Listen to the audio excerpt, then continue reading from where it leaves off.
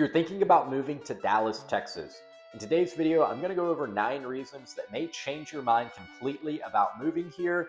And the last one is going to catch a lot of people off guard, especially you out-of-state buyers, and it's going to cost you a lot of money. The first con is going to be the weather, and of course, that's going to affect your allergies, which we'll get into a little bit later. But I'm sure you've seen on the news, Texas has record-breaking 800 days in a row over 100 degrees. We thought we were melting.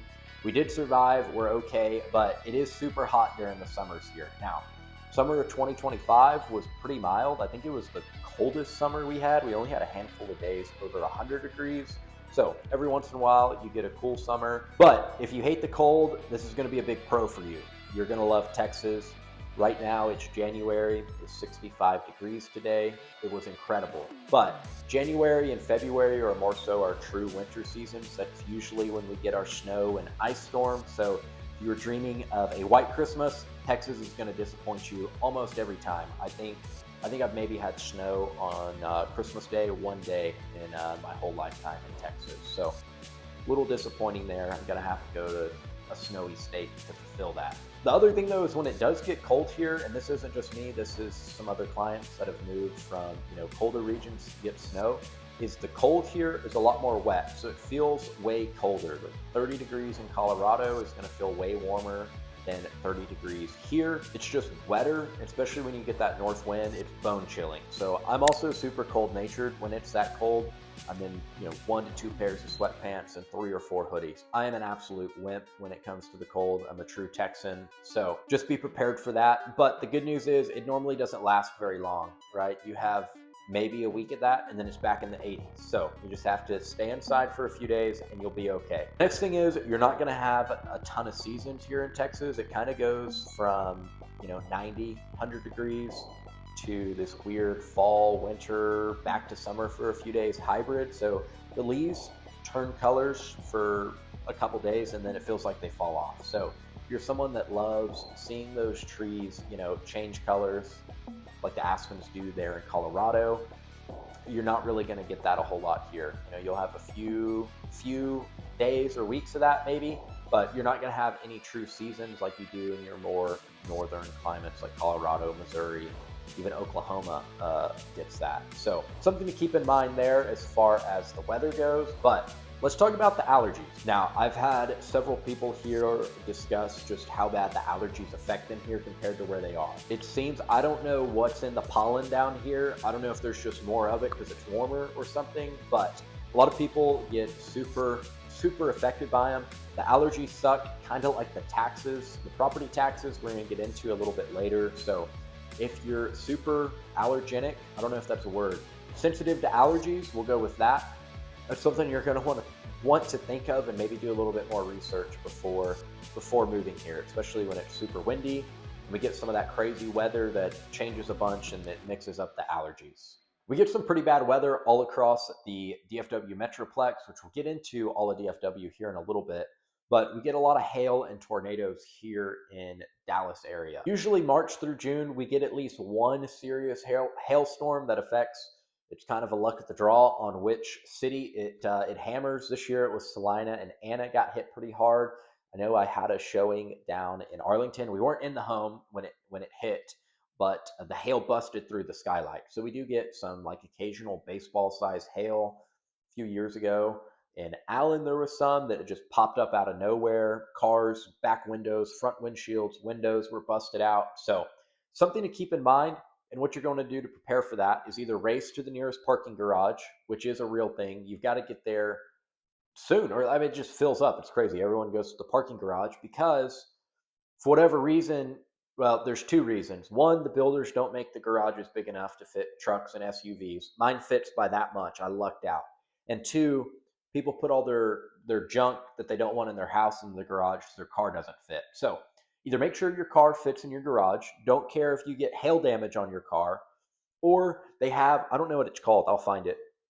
They have like this little hail thing that goes over it. It's silver and it blows up so it protects your car. So be prepared for that. I wish more builders built 25-foot garages. So, your F-250s, 2500s, Suburbans could fit in the garage. Another thing is when those storms do hit, whether it's tornadoes, which we'll get into in just a second, or hail, the roofers come out like as it's hailing, man. They'll be knock, knock, knock. Not actually, but sometimes they do come same day. So know you're going to get pounded. You know, people have 8, 10 roofers come a day.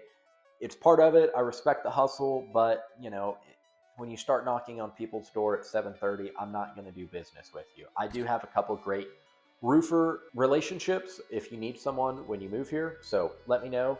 But that's something to consider, is just, you know, it's some of those nuances of living in the state. You got to decide if that's good for you or not.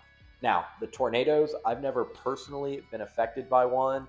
We did, there was a pretty serious one that always seems to tear up the arenas at the lakes, which we'll get into some of the lakes and sceneries on Texas a little bit later in this video.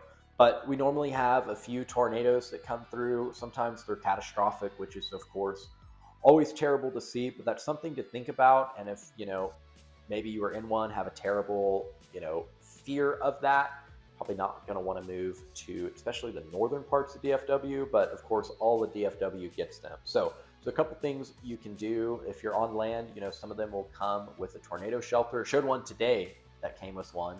Or a lot now, especially the higher end builds, they're having super cool built-in tornado shelters. I had one, if I can find the video, I'll put it in there.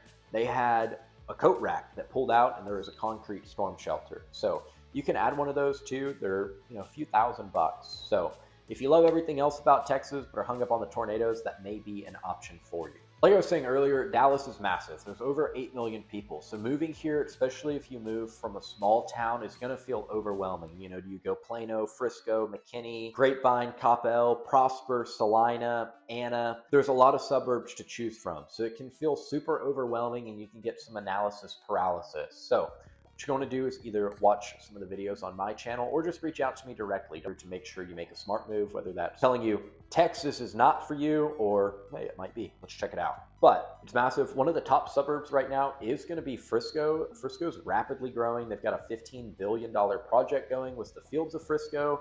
Then they have Universal Studios Kids. So that's going to be pretty awesome. It opens later this year, like summer 2026. So here pretty soon. So something to consider is just the sheer size of Dallas. Make sure, you know, before you plan a visit to move here, you've narrowed it down to a few suburbs and areas you want to live in. No matter where you are in the Metroplex, something else you're going to have to deal with is a lot of bugs, especially new construction.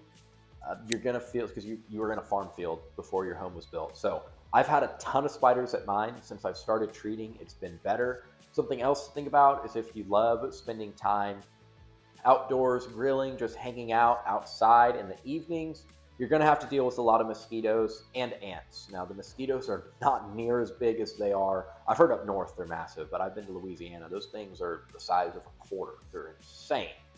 They're not that big, but we have plenty of them. So you want to make sure you get those treated. There's a lot of ants, spiders, and my least favorite bug out of all of them is the June bug. I hate the June bug. I do not like it. You know, when they land on you and grab and crawl, I hate the way their little feet feel. And they just fly into you. You'll just be walking and get hit in the head by a June bug. Something else, dogs tend to love to eat the June bug. I don't know if it's because they buzz around in a circle and they think it's getting away, but my dogs, sister's dogs, love to eat them. So they've gotten sick like once or twice. It wasn't like they were poisoned. They just got a bad June bug, I guess. I don't know. So something to consider. Another bug that we get every year is going to be the mayfly.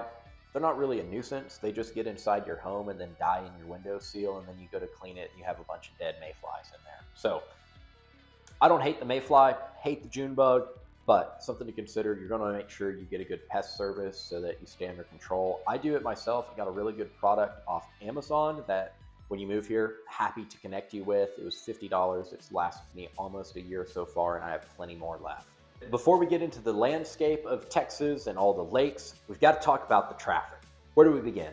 It is improving. It's not as bad as Houston. I haven't driven in Houston in a while, but I've had several people move from Houston that say it's not near as bad. But it is bad. 75 is almost a sure bet there's going to be a wreck when you're driving on it, especially near Anna. I don't know what it is about Anna and 75, but as soon as I get near the Buc-ee's, there's almost always an accident right before, I forget what overpass it is. It's at like exit 43. There's always a wreck. So be prepared for that. Account for that in your commute. and consider using tolls. Now, with that said, tolls, most people I talk to, most of my friends, about $150 to $300 extra a month they spend on tolls. With that said, sometimes the tolls don't even save you time, to be honest.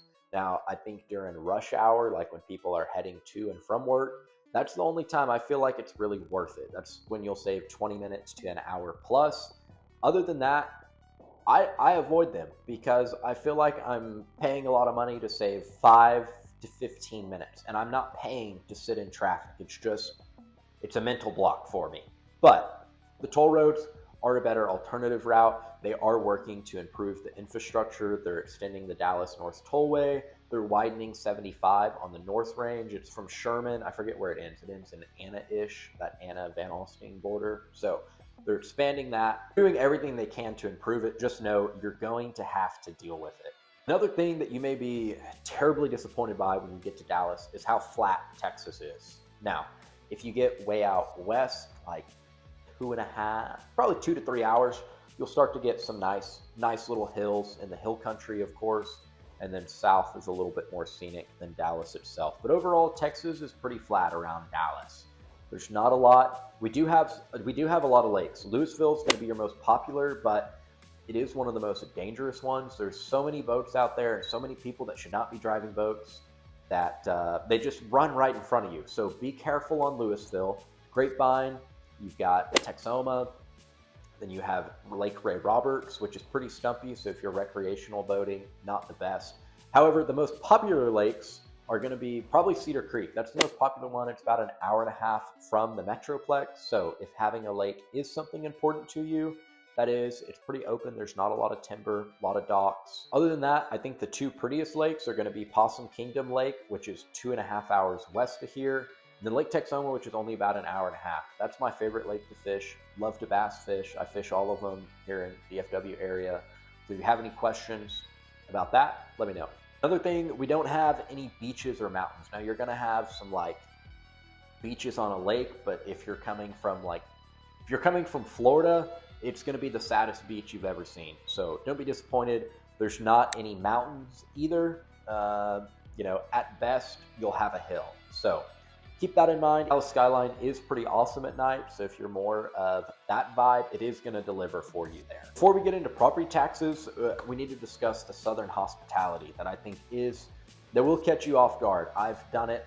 I think I've offended several people on accident. I've just always been yes, sir, no, sir, yes, ma'am, ma'am and sir. When you come to Texas and someone calls you ma'am or sir, do not get offended by it. It doesn't mean we think you're old.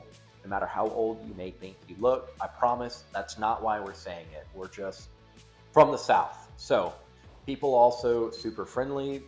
Someone opens the door and they compliment your shirt. So if you're not used to just people, random compliments, interacting, walking down the street, talking to your neighbor, people here tend to love to get to know their neighbors. I went and grabbed dinner with my neighbor the other day. He wanted to. So we went and grabbed some Texas Roadhouse. So keep that in mind. It's just people are going to talk. We like to talk down here in Texas. So if you don't like that, or if walking is kind of your decompression time, have the expectation it may get interrupted a little bit. Okay, and the worst one of all that catches a ton of people off guard, especially if you're moving here from out of state, is going to be the property taxes. Now they range anywhere from 1.6 up to about 3% if you're in a MUD or PID of your property's assessed value. So that means if you're in a $500,000 home, on the high end before exemptions, you may be paying $15,000 property taxes for the year. So that catches a lot of people off guard. Now, the flip side is that Texas doesn't have any state income tax. So you're not going to be paying, 10+% to your state for your income. So if you're a higher income earner, a lot of people see that that's worth the trade-off for the property taxes. So keep that in mind. Now, what you can do about property taxes, homestead exemption just went up to $140,000. There's other exemptions. If you have a disability, you can file that. That'll help lower it. If you're over 65, military, of course, they get, depending on your disability rating, that depends, what you get. So, which is awesome. What we should do for people that do that for our country. So now there are some great companies that can help with that are online. Usually What I've seen is if they 50%, you pay them 50% of what they save you. So if they save you $1,000 on your property tax bill, you pay them $500. Now, you can also reach out to a real estate agent like myself to help with that. This last year I saved someone $30,000 off their assessed value. So it valued it like 430. We got it down to 400 for them. So something you can do if you don't want to protest it yourself. Of course, Dallas is not a perfect city. I don't think any of them are. They're all going to have their pros and cons. If none of these scared you off too bad, and you're thinking about still making a move to Dallas and want help deciding which suburb is going to be the best for you, reach out to me. All my contact info is below. You can call, text, email, or book a Zoom call with me. You can go over which ones are the best fit for you and your family. And be sure to subscribe for weekly videos.